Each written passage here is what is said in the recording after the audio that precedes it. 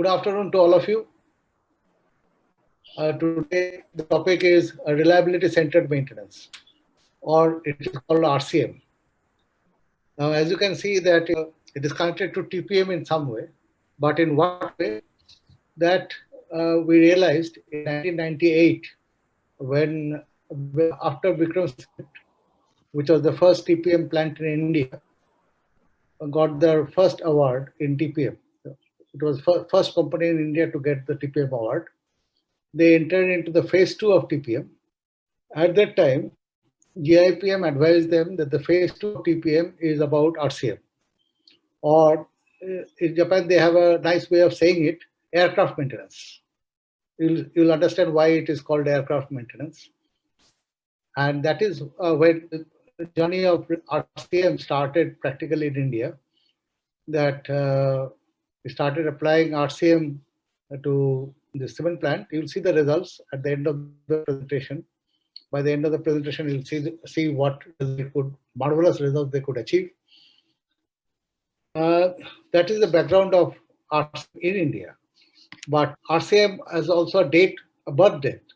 The birth date is 29 December 1978. Now, how come they have a birth date? No other system has a birthday. This is because RCM was first introduced in the maintenance of aircraft with the sole objective was how to reduce the risk of any failure. Before that, the number of failures of aircrafts, especially which happened during landing and takeoff, was substantial to the level of about 1,000 accidents in a year. But slowly after 78, the failure rates kept on reducing, and today it is about 1 or 2 per year. So the basic function of RCM is preserving the functions of an asset or a system.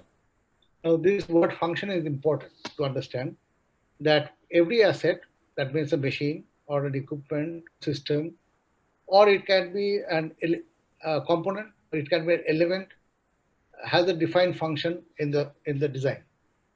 How that function can be preserved, and any deviation from the function is considered a failure in RCM. After 78, not about 85, RCM slowly started getting implemented in different industries.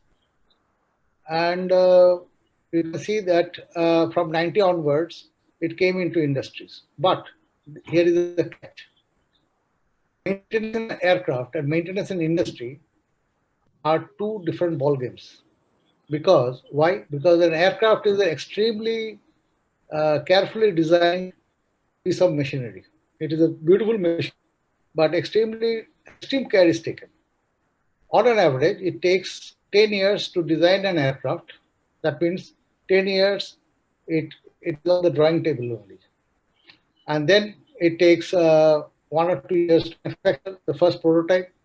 And then it takes 3 years for trial, which certifies that it is fit to fly. So now, but do we do the same thing in industries? Possibly not. We are not doing the same thing with industries.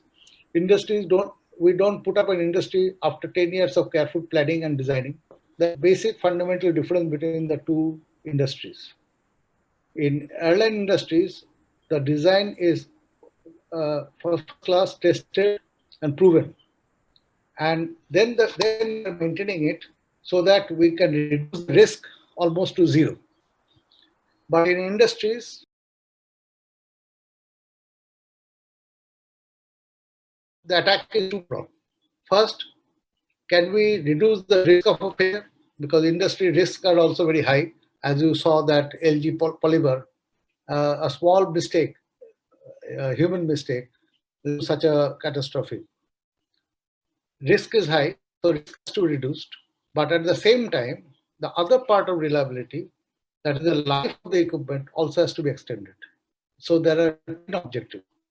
In industry, when we apply RCM in industry, there are two objectives. One, reduce the risk, make a maintenance plan in such a way that the maintenance effort is optimized, minimized almost, but the risk is also minimized.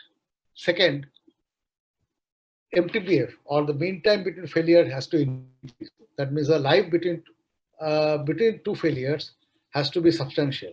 Now, what is the benchmark? How much we should consider substantial? For a machine, life between failure is taken as a yardstick 2 years. That means the machine, once it starts running, in 2 years it should not fail. Now that is not happening in industry. So we'll see that how to achieve that. What is the logic of doing this? So to sum up, the concepts are: RCM manages the risk and consequences of failure. A well-designed CVM process is the cornerstone of RCM. So this is a very fundamental point, that many industries start of RCM with having a very well-designed CVM process. Now, if I say CVM process, many industries will say, oh, yes, we have it. We have vibration monitoring, we have this, we have that. But those are techniques. It may not be a well-designed CVM process. A well-designed CVM process is a completely different thing. But you must have it in order to achieve the end results of RCM. Like, for example, before Bikram 7 started RCM, we spent a lot of years, many years, designing the CVM process very carefully in different stages. So by the time they started RCM in 1998, they had a very well-designed process in place. As a result, their present MTBF went up to 2 years. That means they need not stop the plant. Once they start the plant, they did not stop it for 2 years. Third concept is it focuses on strategy to create an effective maintenance plan. Very important part is that it creates a strategy. The strategy word is important here. Many people I have seen, when I talk about RCM, they think it is FMCA. FMCA is a tool, no doubt, but you need not be bothered much about the tool. The objective of RCM process is to find the right maintenance strategy to tackle the failures that are happening or would happen. Now, the FMCA tool, if you see, does not have any column on strategy. So this is a very important key point which is missed by most practitioners of RCM. Applications. RCM can be applied to machinery failures, process failures, quality failures, product failures, management failures. But in this presentation, we'll be focusing only on machinery failures, because all the others are also related to machinery failures. In an industry, manufacturing, the machine is the main asset which produces. Other things are associated with it, and they are interrelated to each other. Why RCM? Now, already we have PM plans, we have so many other activities, we have replacement strategies, we have lubrication, inspection. So the main point is 68 to 90% of failures are random in nature. This word random is important here. That means Nolan and Heap, when they studied this aircraft failures, what they found was that minimum 68% of the failures are random. Random means we do not know when it will take place. So random in time and random in space also. That means we do not know where it is going to take place, which component is going to fail. So if these two information are missing, then it is very difficult to tackle the system. That we don't know when things will fail and where they will fail. So random means random in both time and space.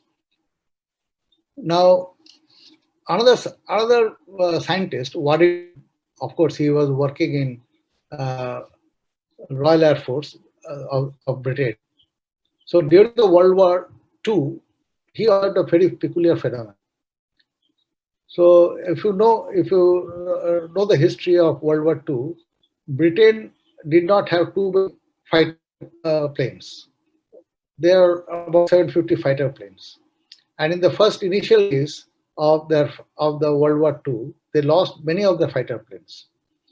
So it is not easy to make a fighter plane overnight. So they started investigating that why they were using these fighter planes. And leading this investigation was a scientist. He was not an engineer, he was a scientist, Waddington. And he found a very peculiar thing. That means after every 50 hours of fighter planes operation, they used to come back to the hangar and maintenance was done. That means preventive maintenance was done. Parts were replaced, things were cleaned, things were tightened, inspected, all these things were done after every 50 hours of flying. And what he noticed was that after each of these interventions, that means maintenance, the failure rate went up. And again, slowly they came down. By the time it was 50 hours, it was flying for 50 hours. And then again, it went maintenance, and again the failure rate went up. This report is submitted to the War Cabinet. They immediately understood that this is the reason why they are losing so many fighter planes so quickly, and changed the strategy. Of course, this document is very interesting, vital, but since it was a war document, it was classified and only made public in 1994. But the result of this was also known to the aeroplane industries and US Army also.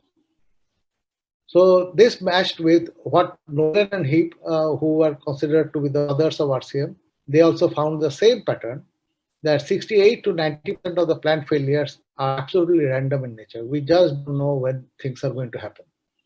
And the third reason is systems, the way they are designed.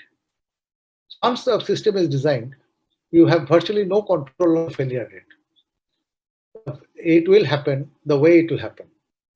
So these were the three things which motivated people or engineers to understand deeply how to apply RCM or reliability statement. That is why the reliability is coming. Reliability means they are random in nature, how to tackle randomness, uncertainty. Waddington effect means that even if I do spend money and do maintenance and investment, cleaning and lubrication and all that, still failure are happening.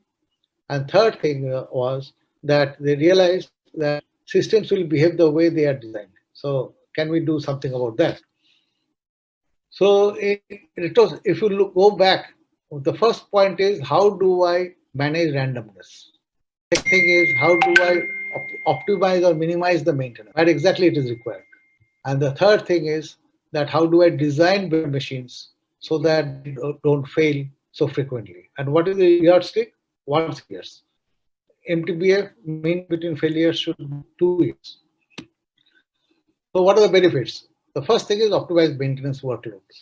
So how to understand this? Easy to understand is that if people in the plant, maintenance people in the plant, can leave the plant by 5 o'clock sharp, the maintenance workload is optimized. Maintenance people usually stay back, and most engineers do stay back well after the working hours.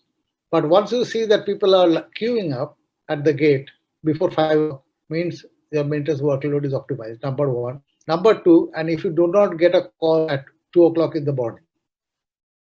So that is what I understand by optimizing maintenance workload. That means we are the minimum maintenance possible. At the same time, we are not compromising on the risk.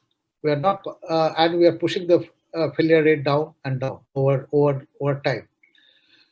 Reduces maintenance cost by 50%. This is going to be very, very important post-COVID. That is reducing cost. But when I write maintenance cost, it is not only maintenance cost, it is also production cost. It is also energy cost. Because in process industries, a huge amount of money goes into the energy. And I have seen I'll show you the case studies where you see that as you keep on improving reliability, your energy cost comes down. In a process industry, the energy cost can be as high as 60%. In some industries, it is even higher, like aluminum industries. It is high as 80%. Reduce failure rate by 25%. Failure rate can be reduced minimum by 25% or more. If you have the zeal to carry on, you can make it up to 70%. 25% is the minimum.